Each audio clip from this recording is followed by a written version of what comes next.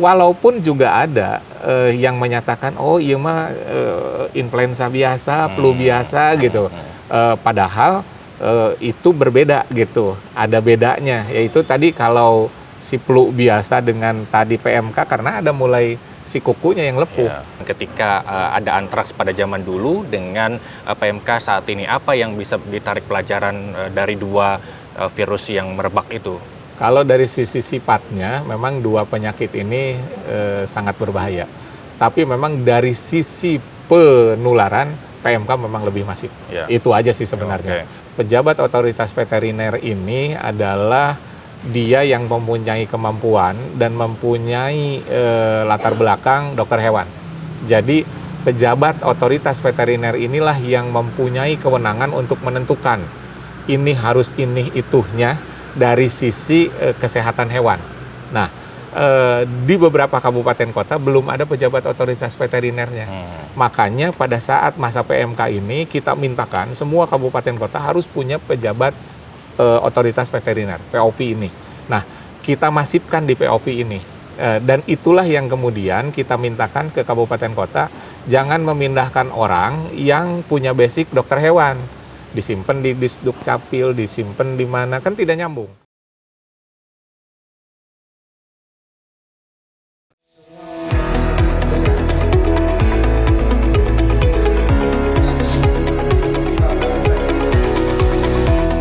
Wakil Gubernur Jawa Barat UU Ruzanul Ulum melaporkan bahwa penyebaran penyakit mulut dan kuku (PMK) pada hewan ternak di Jawa Barat menurun signifikan. Namun Pemprov Jabar akan terus menggenjot vaksinasi pada hewan ternak. Pada tahap awal, vaksin yang telah didistribusi ke kabupaten kota sebanyak 121.200 dosis dan hingga saat ini berdasarkan laporan yang masuk telah divaksinasi sebanyak 97.542 ekor atau sebanyak 80,48%. Selain vaksinasi, UU Ruzanul Ulum juga mengungkapkan bahwa upaya menekan penyebaran PMK dilakukan dengan screening hewan ternak yang didatangkan dari luar Jabar. Dengan demikian, tim Satgas Penanganan PMK yang dibentuk sebelumnya masih beroperasi. Setelah Hari Raya Idul Adha, Pemprov Jabar tidak menerima laporan negatif terkait hewan kurban. Ibadah kurban selama Idul Adha terpantau aman dan lancar. Akan tetapi, data menunjukkan bahwa kondisi PMK pada hewan sapi cukup mempengaruhi pelaksanaan ibadah kurban pada tahun ini. Berdasarkan laporan yang diterima, jumlah total hewan kurban seperti sapi, kerbau, domba, dan kambing tahun 2022 sebanyak 167.145 ekor. Jika dibandingkan dengan tahun 2021 yang sebanyak 219.536, terjadi penurunan penyembelihan hewan kurban sebanyak 24%. Dari jumlah tersebut, hewan sapi yang disembelih sebanyak 46.800 ekor atau menurun 31% dari tahun sebelumnya yang mencapai 68.167 ekor. Namun hewan kurban domba, kambing, dan kerbau mengalami peningkatan meski dengan jumlah yang tidak cukup besar. Pemotongan hewan kurban untuk ternak domba sebanyak 118.248 ekor atau naik 2%. Kambing sebanyak 40.718 ekor atau naik 18%, dan kerbau sebanyak 631 ekor atau naik 15%. Menurut Wagub Jabar, saat Hari Raya Idul Adha tidak ada hal-hal yang mengecewakan. Semuanya berjalan dengan lancar meskipun ada PMK, tapi tetap lancar. Masyarakat tidak kekurangan daging dan hewan ternak untuk berkurban. Tercatat pertanggal 28 Juli 2022, PMK telah menyebar di 27 kabupaten atau kota, 347 kecamatan, dan 808 desa, kelurahan di Jabar. Jumlah ternak tertular 50.836 ekor dengan perincian 34.086 ekor sapi perah, 14.962 ekor sapi potong, 422 ekor domba atau kambing, dan 1.366 ekor kerbau. Pasca penanganan yang telah dilakukan hingga 28 Juli 2022, tersisa kecamatan yang masih ada kasus PMK 185 kecamatan atau 53,3%, 331 desa atau 40,9%, serta kasus aktif pada ternak sebanyak 15.156 kasus atau 50%.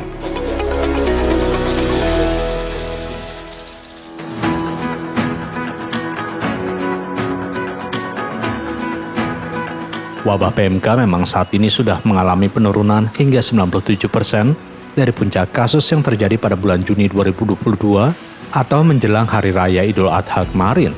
Kepala UPTD Rumah Potong Hewan Dinas Pertanian Kabupaten Bekasi, Titik Agianti mengatakan, saat ini petugas memberikan sosialisasi kepada warga seperti desinfeksi agar kandang tetap steril dari wabah PMK. Selain itu, sapi yang akan dikonsumsi harus melewati vaksinasi 2-3 kali sebelum disembelih. Saat wabah PMK, RPH Jatimulya yang melakukan ini jalur kalau sapi yang datang itu kita seleksi sapi yang udah masuk sini, sapi yang udah memiliki SKKH, dan saat pintu masuk dan ini diadakan semprot untuk sapi masuk di kandang. Untuk vaksinasi sendiri gimana? Untuk saat ini diadakan vaksinasi, untuk vaksinasi udah tahap kedua. Meski wabah PMK telah menurun, namun para pedagang daging segar di Pasar Baru Kota Bekasi mengeluhkan tingginya harga daging sapi yang mencapai Rp140.000 per kilogram. Nggak pengaruh sih kalau masalah penyakit PMK kalau di Bekasi. Yang pengaruh itu cuma masalah keuangannya aja. Pak, kalau ciri-ciri daging yang terkena PMK itu seperti apa sih Pak? Ya belum tahu kalau dagingnya mah. Tapi kalau sapinya mah yang kukunya pada rusak sih. Kalau dagingnya belum lihat sih. Sementara pembeli daging sapi segar untuk dijual di rumah makan menyebutkan harga daging sejak Hari Raya Idul Fitri tidak kunjung turun, menyebabkan tingkat penjualan daging di rumah makannya rendah. Ya Idul Fitri aja, Lebaran. Sampai sekarang Pak? Sampai sekarang. Jadi Bapaknya saat ini belinya semakin sedikit apa gimana Pak? Ya semakin sedikit lah, apalagi sekarang BBM naik udah. Ini udah penjualan semakin menurun. Kalau di jualan Bapak itu lauknya daging berapa Pak per porsinya? Per porsi pakai nasi itu 16.000. Sementara salah seorang warga sudah mengetahui penyakit PMK di hewan ternak, namun saat ini masih mengonsumsi lantaran daging sapi terbilang kebutuhan. Waktu sedang rame-ramenya sih emang lumayan takut tuh, apalagi pas Idul Adha kemarin kan. Cuman tetap sih masih makan daging walaupun ada wabah PMK, karena gimana ya, karena kebutuhan juga kan, makan daging juga. Wabah penyakit mulut dan kuku PMK pada hewan ternak telah menyebar ke 24 provinsi dan 296 kabupaten atau kota di Indonesia, sementara Jawa Barat merupakan salah satu dari 5 provinsi yang memiliki jumlah kasus terbanyak. Dari Bekasi, Ari Ridwan, Nusantara TV melaporkan.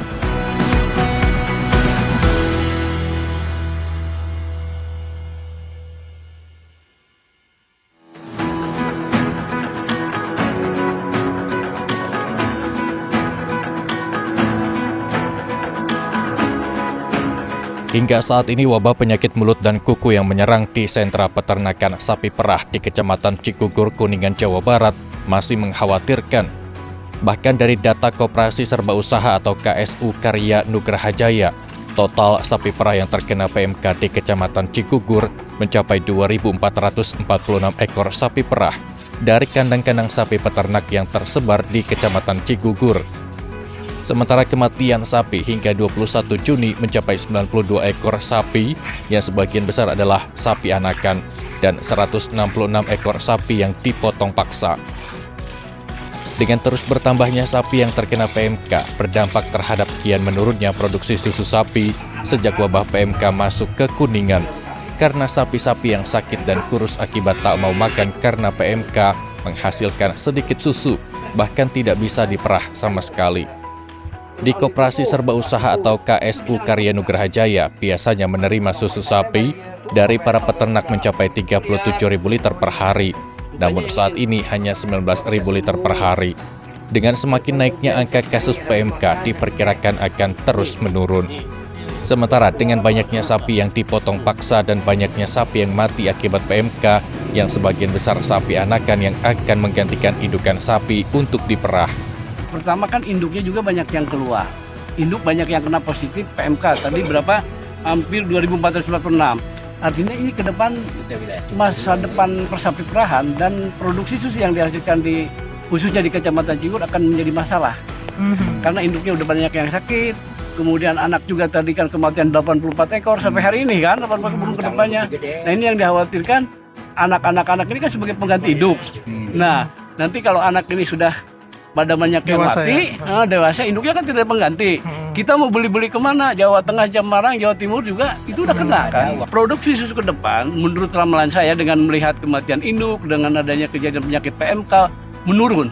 Sekarang Karya Nugraha dari tadinya 37.000 liter per hari, sekarang tinggal 19.000. Oh gitu. Ini untuk sekarang aja ya? Iya. Belum diperkirakan nanti ke depan itu gimana Pak? Lebih parah lagi atau gimana? Ya ini ya mungkin bisa lebih parah gitu ya. Mungkin bisa juga penyembuhan, tapi yang namanya kena penyakit PMK ini parah pokoknya. Jadi agak susah sekali untuk produksi naik. Artinya mengancam produksi susu ya Pak? Iya. Di Kuningan. Cuman kita punya daerah zona hijau di Desa Cisantana sampai hari ini belum terkena. Nah ini diharapkan ke pemerintah adanya bantuan vaksin segera. Dengan penurunan produksi susu sapi di tingkat peternak ini juga menambah angka kerugian bagi para peternak sapi perah di Kecamatan Cigugur yang sebagian besar ekonomi warga bergantung pada sapi perah.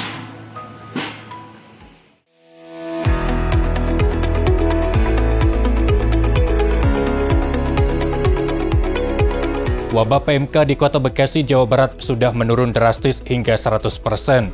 Kepala Dinas Ketahanan Pangan, Perikanan, dan Peternakan DKPPP sesuai data yang dimilikinya menyatakan tidak ada sapi yang terindikasi terkena PMK hingga saat ini. Sementara salah satu program Dinas DKPPP untuk para peternak atau di rumah potong hewan adalah dengan pemberian vaksin untuk hewan yang baru datang dari luar kota dan mengecek kesehatan hewan agar dipastikan aman. Untuk wilayah Kota Bekasi, kondisi PMK sampai dengan hari ini, puji Tuhan, nihil laporan Pak, dalam artian tidak ada PMK di Kota Bekasi. Emang sebelum Lebaran Idul Adha, kita mendapati ternak-ternak mengalami gejala PMK Pak. Sumber ternak ini adalah jalur distribusi yang datang dari luar Kota Bekasi. Tapi sampai saat ini nihil laporan PMK. Kami sekarang DKP 3 Dinas Ketahanan Pangan Kota Bekasi sedang fokus melakukan vaksin PMK. Sampai dengan minggu kemarin hampir lebih kurang 400 hewan yang sudah kita vaksin tahap 1. Dan saat ini kita fokus vaksin yang kedua, Pak. Vaksin yang kedua itu baru sekitar 100 ternak. Mudah-mudahan dengan kondisi ini PMK segera bisa teratasi lagi. Kalau sumber hewan yang dilakukan pemotongan di RPH itu berasal dari luar Kota Bekasi, Pak. Tapi sesuai dengan SOP yang ada di RPH bahwa setiap ternak yang masuk, tim veteriner kita selalu melakukan pengecekan dulu apakah itu sehat atau tidak ataupun layak konsumsi atau tidak. Tapi yang sudah dipotong di RPH sudah bisa dipastikan kesehatan hewannya. Kalau ciri-ciri fisiknya Pak ya, dari mulut keluar buih yang begitu banyak untuk busa, kaki melepuh, ya itu yang selama ini kita lihat. Kita konsultasikan kemarin ke dokter hewan, kalau untuk PMK tetap nyaman untuk dikonsumsi, tapi kita minimalisir untuk sementara jeroan bagian dalamnya itu sebaiknya tidak dikonsumsi juga. Bila kita kaitkan dengan PMK juga, tata cara untuk memasak hewan ini juga kemarin ada istilahnya. Perlu saya sampaikan juga, hewan yang sudah terindikasi PMK kalau kita beli tidak usah dicuci, langsung direbus berikut plastik ya. Setelah itu langsung masukin ke kulkas ataupun freezer. Untuk PMK sendiri menular gak sih Pak sebenarnya ke manusia Pak? PMK tidak menular untuk manusia, aman pada manusia. Selain itu, apabila ada warga membeli daging sapi terindikasi wabah PMK, sebelum dikonsumsi harus direbus hingga 100 derajat Celcius, berikut dengan kemasannya atau plastik untuk membungkus daging sapi, dan setelah itu dimasukkan ke pendingin atau ke kulkas apabila tidak dikonsumsi di hari yang sama.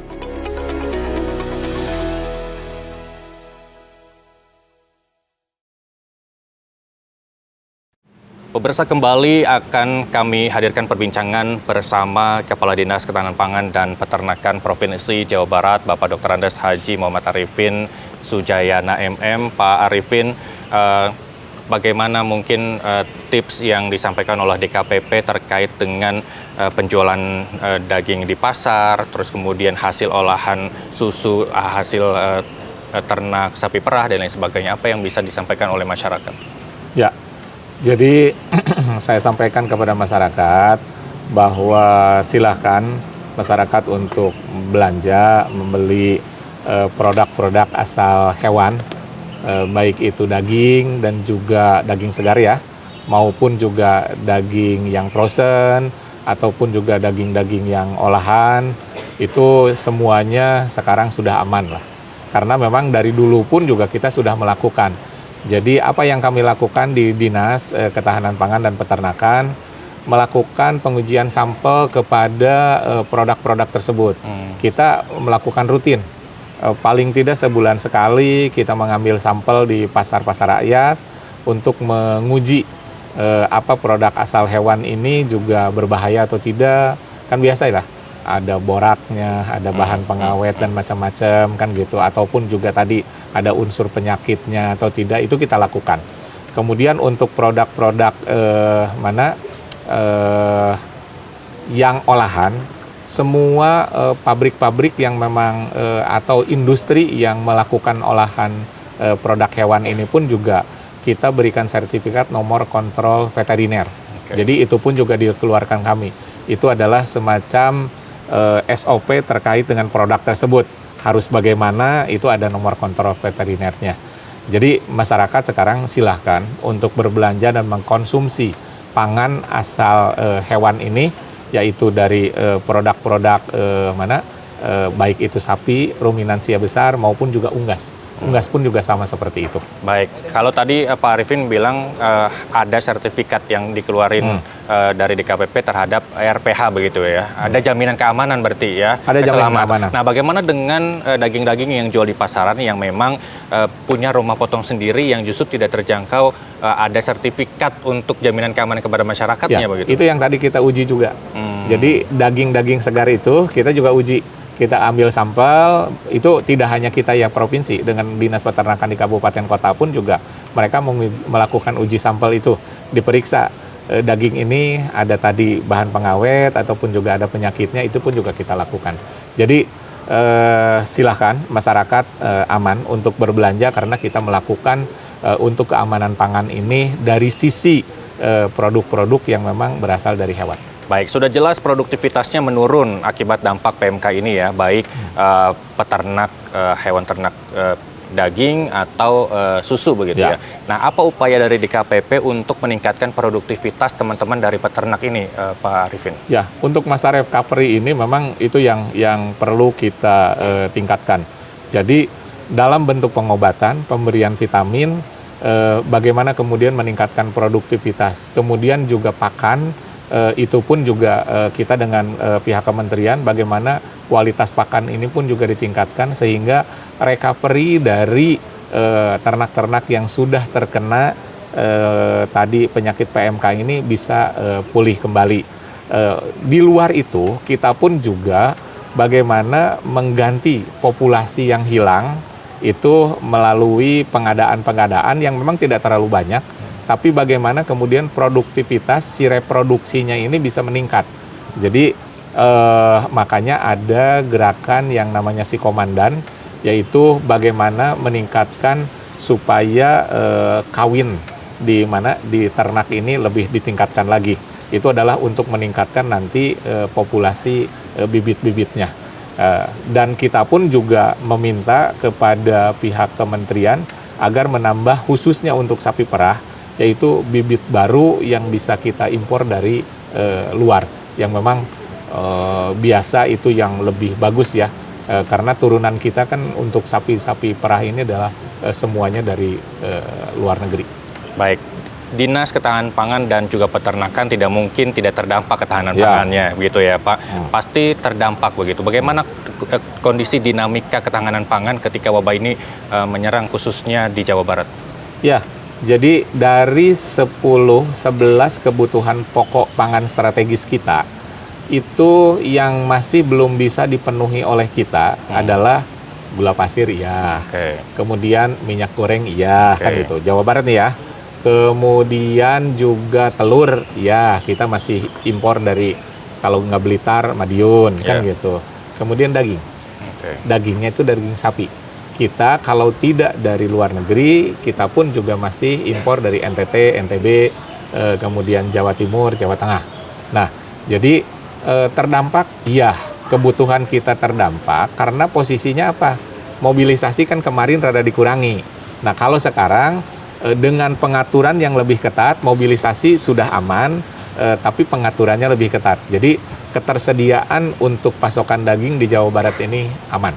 Baik, tidak adil rasanya ketika bahan pangan yang Pak Kadi sebutkan yang kurang, terus tapi ada juga yang harus kita banggakan apa yang sudah tercukupi bahan pangan untuk di Jawa Barat. Untuk hortikultura kita, ayam ras, pedaging, itu kita nasional. Kemudian juga cabai, bawang, itu pun juga kita cukup tinggi. Kemudian horti, sayuran, itu juga kita. Makanya kemarin kita melakukan penandatanganan kerjasama antar daerah sebagai salah satu untuk menahan inflasi pangan. Karena sekarang ini kan inflasi itu sangat terpengaruh oleh bahan-bahan pangan, volatile food, yang memang itu cukup sangat berpengaruh. Dengan Sumatera Barat kemarin ditandatangani di Rakor Pusat Daerah yang dilakukan di Surabaya, kami tanda tangan bersama-sama dengan Pak Wagub, dan kita Jawa Barat ini adalah sebagai provinsi terbaik penerima TPID Award di tahun 2021. Itu untuk kategori penghargaan apa nih? Untuk itu, TPID tadi, Tim Pengendali Inflasi Daerah. Siap. Jadi kita mendapat juara pertama. Tahun kemarin kita cuma juara kedua, sekarang kita juara pertama. Juara pertama dan posisinya kita itu terbaik se-Jawa Bali. Se-Jawa Bali. Dan itu khususnya dari sentuhan apa? Sentuhan bagaimana pengelolaan pangan di Jawa Barat ini lebih baik melalui program petani milenial yang dikeluarkan oleh Pak Gubernur. Baik, ada kebanggaannya tapi juga ada kekurangannya. Ya. Kedepannya mungkin PR-nya adalah Jabar belum bisa mandiri ketahanan pangan begitu ya, Pak Arifin. Untuk komoditi tertentu ya itu tadi. Yang komoditi tertentunya yang khususnya yang kalau dari sisi peternakan adalah daging sapi. Baik, keoptimisan Jabar akan mandiri ketahanan pangan seperti apa dari Pak Kadi sendiri? Kalau saya sih pasti bisa. Jawa Barat ini apalagi didukung dengan program petani milenial yang di dalamnya ada bagaimana menciptakan kembali para petani-petani di level milenial ini. Karena posisi petani kita kan sekarang sudah rada-rada ujur ya.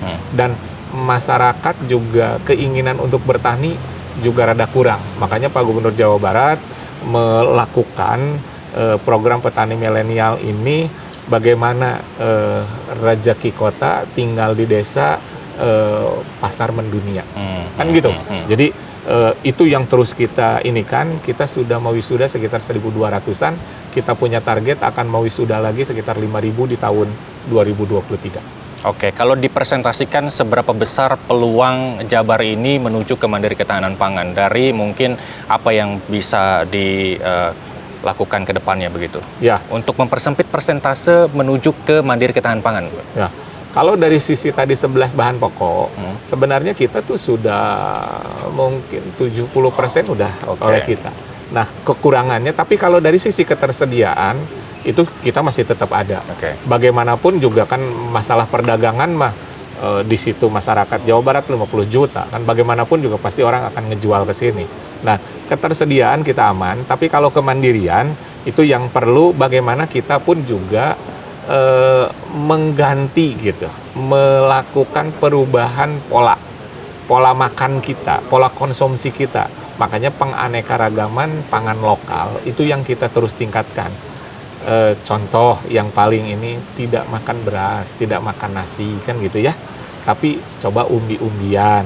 Kemudian juga tidak juga terdampak terlalu ke daging, tapi juga ada ikan, ada tadi ayam, kan juga bisa. Nah, ini yang sedang kita bagaimana coba memberikan supaya pola, kan ini merubah pola. Merubah pola itu kan tidak bisa secepat itu.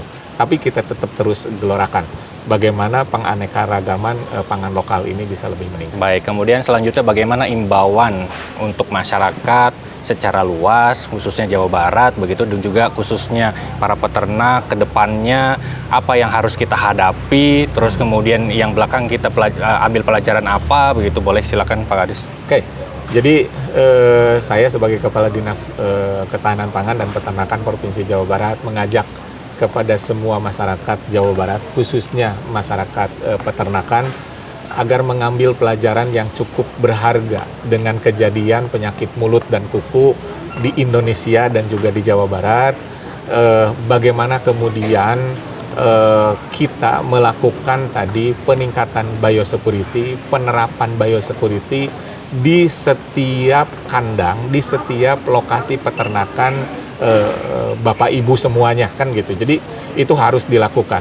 Jadi tidak hanya ternaknya saja, tapi juga sarananya, termasuk posisi kitanya. Kita itu adalah peternaknya. Bagaimana meningkatkan kemampuannya, bagaimana meningkatkan pengetahuan, cara beternak yang baik, kan kemudian juga cara mengelola peternakan, dan bagaimanapun juga kita harus mulai sudah berpikir hilirisasi. Jadi tidak hanya kita menghasilkan dagingnya, telurnya, tapi juga bagaimana kita mengolah sehingga ada nilai tambah yang lebih tinggi lagi bagi produk-produk tersebut.